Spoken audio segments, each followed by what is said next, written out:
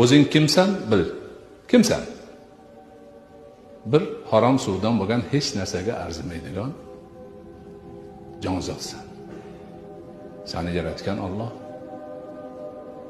jon bergan Alloh, a'zolarni bergan Alloh, islomga hidoyat qilgan Alloh, ibodatga yurgizib qo'ygan Alloh. O'zing hech narsa emassan. Endi bu tarafda sen ibodatingga evaz so'rayotgan zotga nazar sol. Allohni bandadagi haqqi qanchaligini bilasanmi? Tengi yo'q. Qanaqa qilib arzimagan narsa buyuk zotdan evaz so'raysan?